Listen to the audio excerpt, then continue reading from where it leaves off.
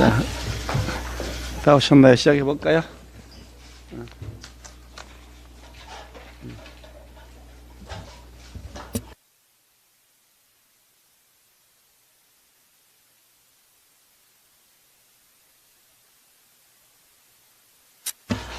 시작하도록 하겠습니다.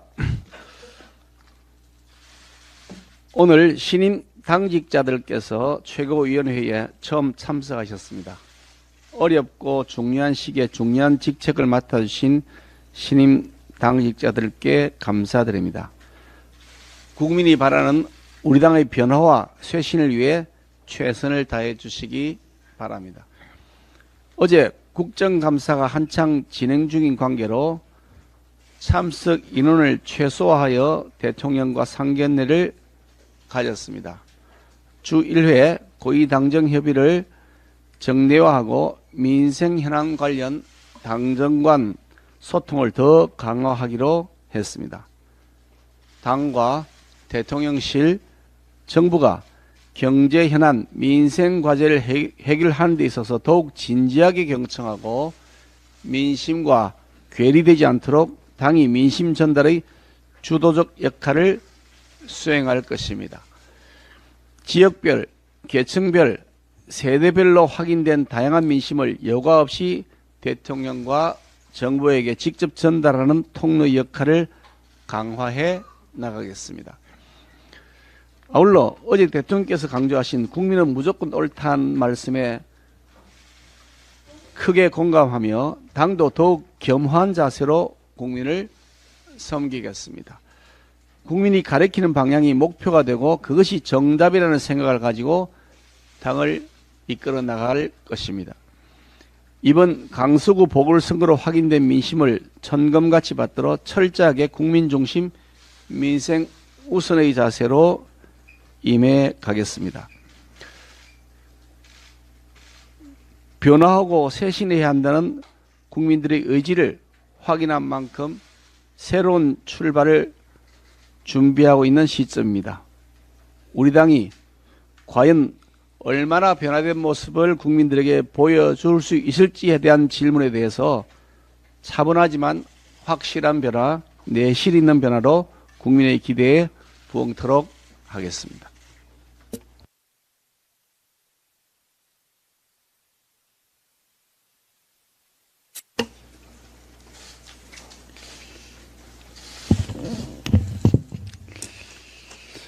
오늘 보건복지부가 필수 의료 혁신 전략을 발표했습니다.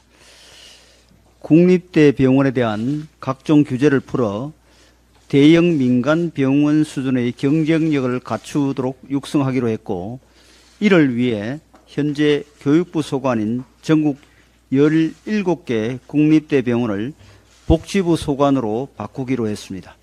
그리고 의대 정원 정원의 구체적인 규모는 추후 밝히기로 했습니다. 또한 의대 입시에서 지역 인재 선발도 더 늘리는 것을 검토하기로 하였습니다. 며칠 사이 필수 의료 혁신 문제, 특히 의과대학 정원 확대 문제가 가장 뜨거운 이슈로 떠올랐습니다. 현재 의대 정원의 필요성에 대해서는 대다수 국민이 동의하고 있습니다. 문제는 정원의 규모와 속도입니다.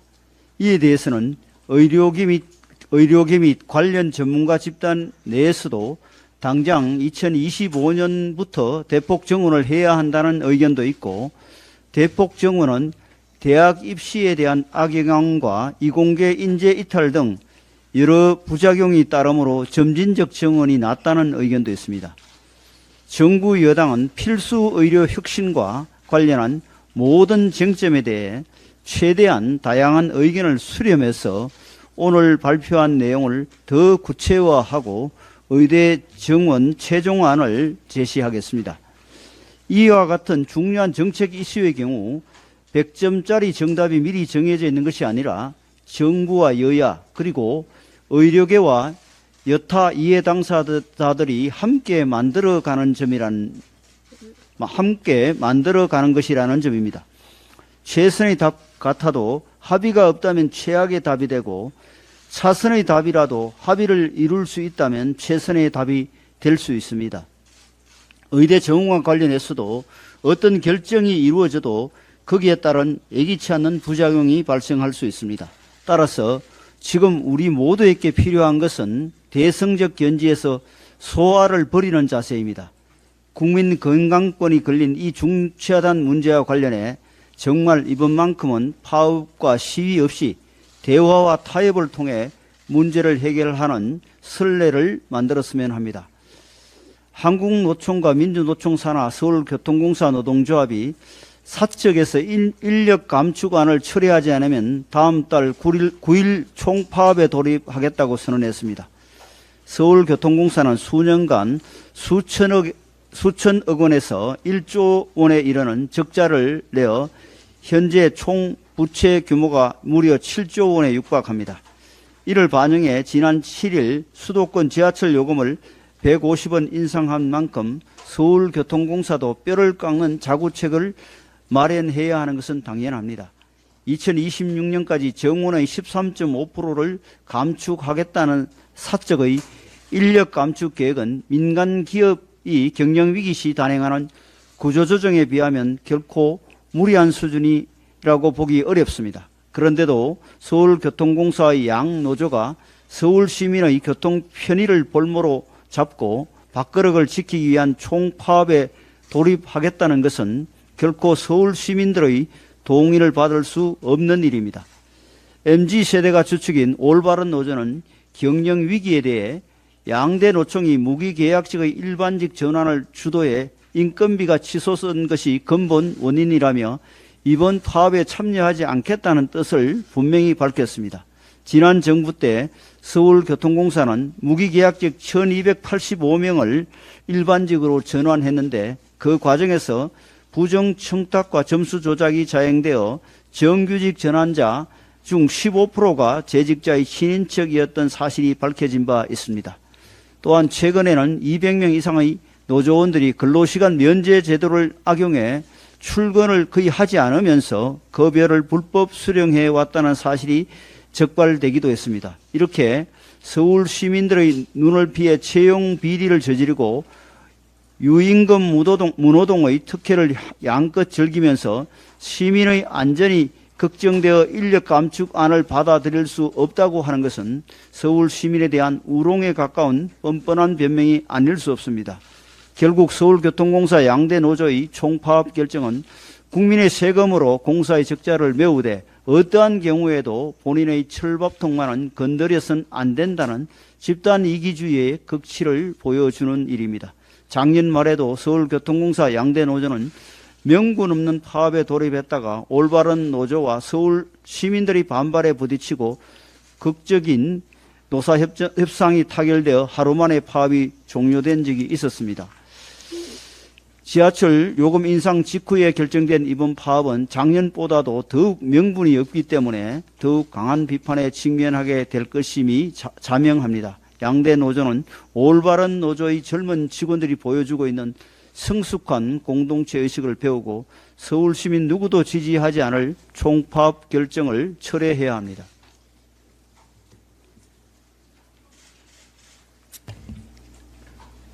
지난 봄 김기현 지도부 출범 후 빠르게 달려간 민생 현장이 천원의 아침밥을 시행하는 경희대학교의 학생 식당이었습니다.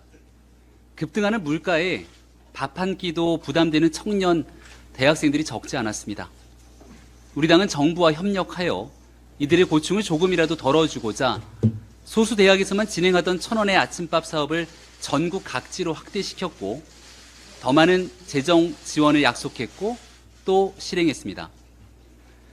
사업 진행에 대한 부족한 인력과 예산 등의 난제로 대학에서 어려움을 호소하는 곳들도 있지만 여전히 많은 대학생들은 1,000원으로 넉넉한 한 끼를 해결하는 사업에 큰 효능감을 느끼고 있다고 합니다.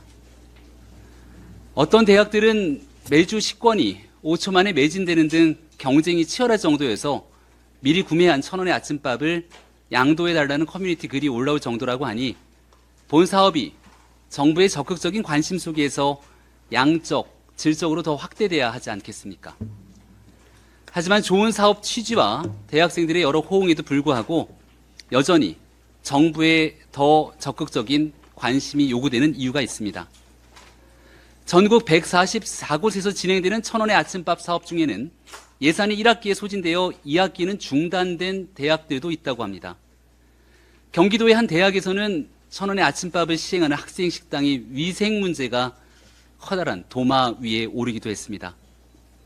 국민의 힘과 정부가 천원의 아침밥에 대한 대대적 지원과 전국적 확대를 약속한 만큼 현장을 꼼꼼하게 관리하고 관리와 지원의 사각지대가 발생하지 않도록 후속 관리에 만전을 기울여야 할 겁니다. 교육부는 천원의 아침밥 사업 진행에 어려움을 겪고 있는 대학은 없는지 전수조사를 통해 현장 상황을 꼼꼼히 살피고 우리 청년 대학생들의 식사권까지도 색심하게 챙기는 따뜻한 정부의 모습을 이어가기를 바랍니다.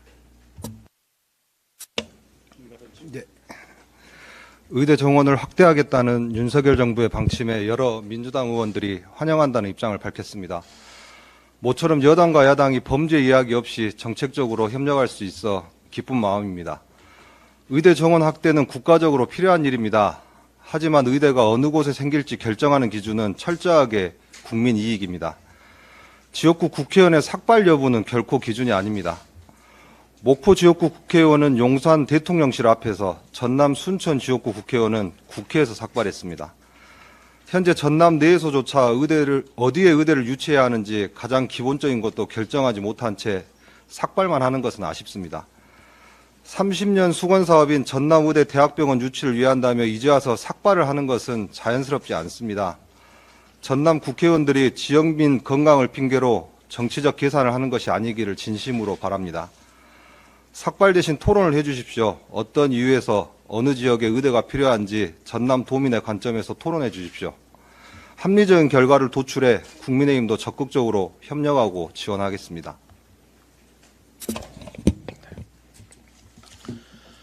윤석열 대통령은 경찰의 날 기념사에서 저는 늘 제복 입은 영웅이 존중받는 나라를 만들겠다고 강조했습니다. 라고 말씀하셨습니다. 바로 이날 민주당 오영환 의원은 야당에서 유일하게 경찰의 날 기념식에 참석해 경찰과 소방, 모두 제복 공무원은 긍지와 사명감을 공유한다라고 화답했습니다. 오영환 의원의 모습에서 여야를 뛰어넘는 협치의 가능성을 봅니다. 혹시라도 오영환 의원이 개딸들에게 공격받지 않기를 바랍니다.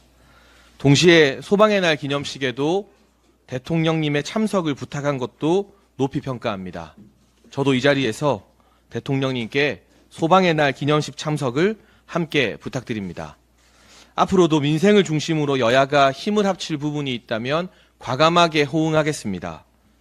다만 민주당을 강하게 비판할 수밖에 없는 부분도 있습니다. 공익제보자 조명현 님에 대한 민주당의 비난과 사실 왜곡은 절대 용납할 수 없습니다. 피해자와 약자를 외면한다면 정치는 대체 왜 하는 것입니까? 오직 이재명 대표를 지키기 위해 명백한 갑질 피해자인 공익제보자 조명현을 외면한다면 우리 사회 곳곳에 제2의 조명현은 누구를 믿고 호소해야 합니까? 정치 이전에 먼저 사람이 됩시다. 피해자와 약자의 눈물을 닦아주는 정치를 합시다.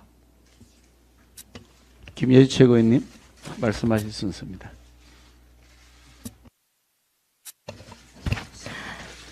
네, 안녕하십니까. 오늘 처음으로 참여했습니다. 최고위원으로 지명받은 김예지입니다. 국가와 당이 무척이나 어려운 시기에 소임을 맡게 되어서 무거운 책임감과 무거운 소명감을 느낍니다. 윤석열 정부와 국민의힘은 이웃과 사회적 약자를 두텁게 지원하여 한 사람의 국민도 배제되지 않는 따뜻한 동행, 그리고 모두가 행복한 사회를 약속했습니다. 하지만 시간이 지난 지금 국민들의 준엄한 목소리는 저희가 부족했음을 말씀하고 계십니다. 아울러 깊은 반성과 성찰 그리고 변화를 요구하고 계십니다. 변화하지 못하는 정치, 국민이 외면하시는 정치는 소멸될 수밖에 없습니다. 변화는 소외된 국민 한 분 한 분이 피부로 느낄 수 있는 진정 어린 경청과 소통에서 시작됩니다. 아울러 장애인과 저소득층 등 스스로 목소리를 내기 어려우신 분들과 보다 가까이에서 함께하는 변화도 필요합니다.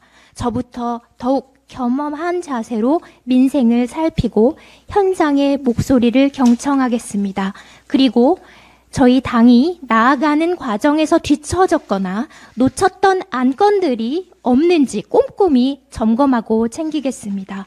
소외계층을 위해서 이미 추진되고 있던 과제 중에 누락되거나 간과되었던 부분은 저 혼자가 아닌 당과 함께 입법 조치하고 제도적으로 정착될 수 있도록 하겠습니다. 국민의 준엄한 목소리를 경청하고 다양한 의견을 균형 있게 조율해서 국민의힘 곧 모든 여러분의 힘이 될 수 있도록 최선을 다하겠습니다. 감사합니다. 우리 김희재 최고님 말씀 아주 공감되는 말씀 많이 주셔서 감사드리고요. 앞으로 우리 김혜지 의원께서 주시는 과제를 우리 당이 잘 실천할 수 있도록 더 꼼꼼히 챙겨나가도록 하겠습니다. 우리 정책위원장님 말씀 주시겠습니까? 네, 최고위원회에서는 첫 번째 처음으로 인사 올립니다. 유희동입니다. 오늘 한국은행 금융통화위원회가 기준금리를 6번째 연속 동결했습니다. 지난 7월 2.3%까지 떨어졌던 소비자 물가 상승률이 8월에 3.4%로 반등한 데 이어 9월 3.7%를 기록하며 상승폭을 키우고 있습니다. 더욱이 최근 이스라엘 하마스 전쟁으로 인해 국제 유가 변동성이 커지며 물가 불확실성이 증가하는 상황에서 한은이 금리 유지를 택한 것은 그만큼 어려운 우리 경제 현실을 고려한 게 아닌가 하는 생각이 듭니다. 서민 물가는 그야말로 비상등이 켜졌습니다. 소비자들의 구입이 잦은 144개 품목의 생활 물가 지수는 지난달 4.4%가 오르며 소비자 물가 상승률을 크게 웃돌았습니다. 수입 물가 역시 한 달 전보다 2.9% 상승하며 3개월 연속 오름세를 기록했습니다. 어제 국무총리께서 김장철 비상대책을 강구하겠다고 밝혔고 그 전날 경제부총리가 비상경제장관회의에서 물가 안정대책을 발표한 것도 이와 무관치 않습니다.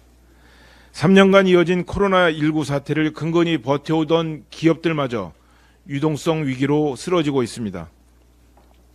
영업이익으로 이자도 감당하기 어려운 상태가 3년간 이어져 소위 좀비 기업으로 불리는 한계 기업도 이미 3,900곳을 넘었다고 합니다. 어려운 때일수록 정부 여당인 우리 국민의힘이 분발하겠습니다. 민생 약자 서민을 위한 정책에 더욱 집중하겠습니다. 서민의 어려움을 덜고 기업의 경영난을 해소하기 위해 더욱 노력하겠습니다.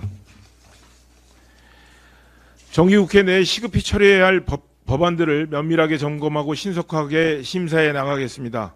민생 법안들이 제때 통과될 수 있도록 야당과도 적극 소통하겠습니다. 한계 기업들의 회생을 돕는 기업 구조조정 촉진법이 일몰된 것과 관련해 한 말씀 올리겠습니다. 금융위원장이 정무위 국감에서 이 법안의 제입법을 서두르겠다고 밝힌 바 있습니다. 민주당에게 간곡하게 호소드립니다. 벼랑 끝에 내몰린 한계 기업의 줄도사는 막아야 하지 않겠습니까? 어려움 겪는 기업들의 정상화를 돕는 기촉법이 신속하게 처리될 수 있도록 민주당의 대승적인 협조를 부탁드립니다. 우리 국민의힘은 민생을 챙기고 경제를 살리는 일만큼은 더 치열하게 임하겠습니다. 어려울수록 고통이 가중되는 사회적 약자를 먼저 살피겠습니다. 정책 쇄신이야말로 이번 보궐선거에서 표로 보여주신 민심을 제대로 읽는 길이고 나아가 국민의 신뢰를 회복하는 길임을 깊이 새기겠습니다.